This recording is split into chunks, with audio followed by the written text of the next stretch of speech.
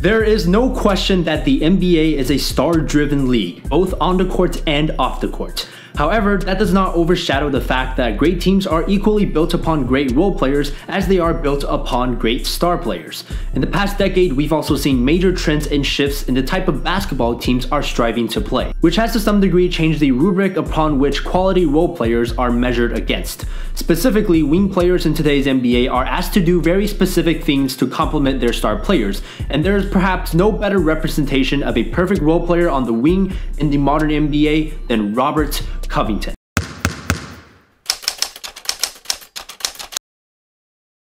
What's up guys, my name is Mark, and I'll start this video by briefly talking about Robert Covington's career path because I do think that has shaped the type of player that he is today to a certain degree. Covington played 4 years at Tennessee State, but went undrafted in 2013. Over the summer, he was signed by the Houston Rockets, who throughout the season assigned him multiple times to the D-League, which is now known as the G-League.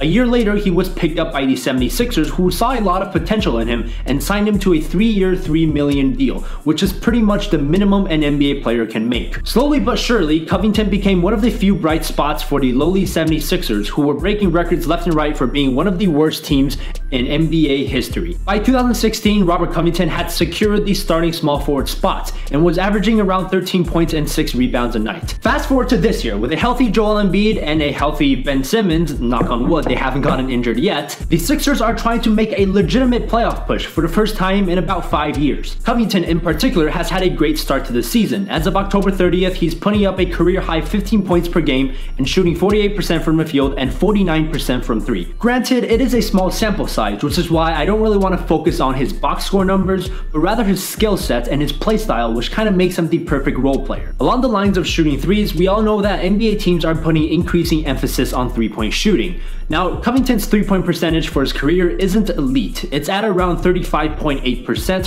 which is slightly above average. But I do want to point out that as a role player and a spot-up shooter, players like Covington need star playmakers to get them good shots.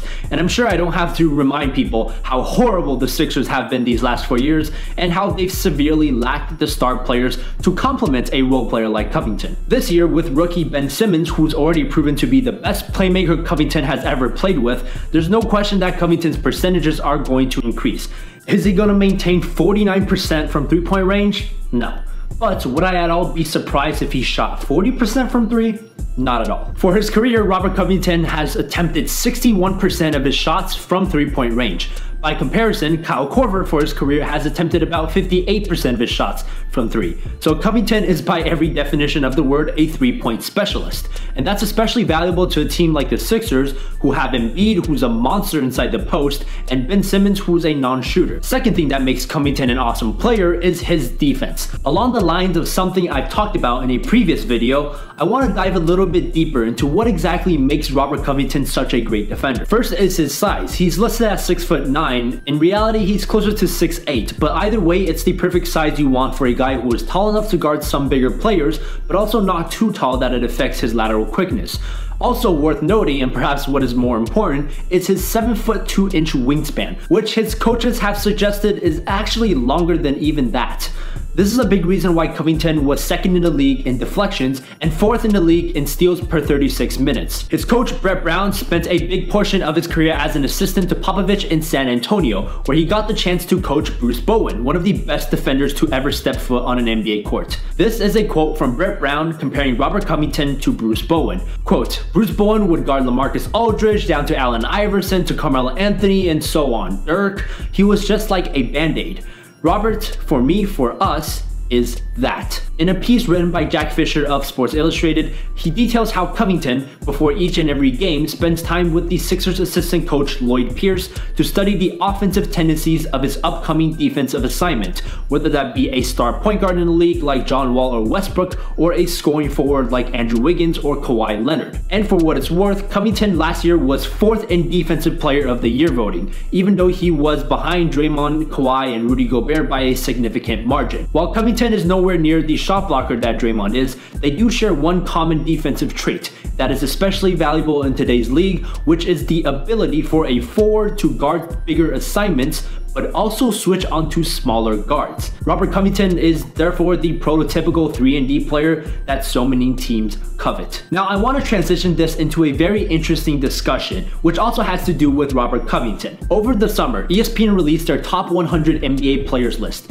and they ranked Carmelo Anthony 64th in the NBA, which understandably caused a lot of outrage. Now I'm personally not a big fan of making top 5 or top 10 lists because they're based on the premise of judging players in a vacuum, whereas basketball is never played in a vacuum. It's a 5-on-5 team sport. So one of these 63 players ranked ahead of Carmelo Anthony was Robert Covington. While the question of who is the better player, Robert Covington or Carmelo Anthony, may seem like an easy answer for casual fans, the reality is that it's not that simple. If the question is, who would you rather build your team around, the answer is most likely Carmelo Anthony, whose individual offense, even at this point in his career, is still very valuable to teams, and for most teams, they would benefit more from having Carmelo Anthony than they would from having Robert Covington. But that's most teams, not all teams. Let me put it to you this way. If you're the Warriors and you could choose to have either Robert Covington or Carmelo Anthony, who would you want? I think it's Covington, no doubt. He's a system player, much better defender, and the Warriors don't need any more ball handlers or shot creators, so Melo's strengths are pretty much redundant on such a stacked team with so many great scorers already. But what about Carmelo Anthony's current team, the Oklahoma City Thunder? They're less stacked than the Warriors, especially when you look at their bench. Again, hypothetically, if you could just choose Carmelo Anthony or Robert Covington, who would you want if you're the Thunder? And I'm actually proposing this question to you because I'm personally on the fence. On one hand, if I'm the Thunder, Covington would be a much easier player to fit into my system. He doesn't have an ego, so he's okay with coming off the bench if need be. He doesn't need the ball, so Russ and PG can do more creating, and he's gonna hit his spot-up threes just as well as Melo. Plus, his defense would be so great. I mean, just imagine a defensive lineup of Roberson, Paul George, and Robert Covington. Oof. That'd be pretty much the perfect defensive lineup to go against a team like the Warriors. But on the other hand, Melo gives this team more offensive shot creation. He can do a lot more off the dribble, can abuse his mismatches, which is something that Covington can't do. Plus, there is something to be said for having more experience, especially in the playoffs, and you could also argue that Melo's offense allows Russ and PG to spend more effort defensively and perhaps be more efficient offensively. So there you go, I listed the reasons for choosing either. Now pass the question on to you. You can vote who would you rather have, Covington or Melo, if you're the OKC Thunder, by clicking the top right of the screen and clicking on this card. The poll should pop up and you can vote to which player. I'm actually very curious to see what the splits are going to look like. Of course, if you want to explain your choice, feel free to comment down below. I think it's a really interesting debate to have. Alright, now before we end this video, I want to give a massive shout out to SeatGeek for sponsoring this video. SeatGeek, of course, the best way to buy tickets to concerts and events, specifically sporting events. They show a preview of the seat you're trying to buy, so you know exactly what you're buying. Plus, they collect information from all these different ticket selling websites, put them into one place so that you can compare prices and thus get the best deal possible. Green represents good deals, red represents bad deals. The whole app makes it super easy and intuitive to use, and it allows you to make good and quick decisions about buying tickets. Download the app by clicking the link down in the description below and use my promo code MDJ for $20 off of your first purchase. With that being said, thank you for watching the video. I'm MDJ. I'll see you next time.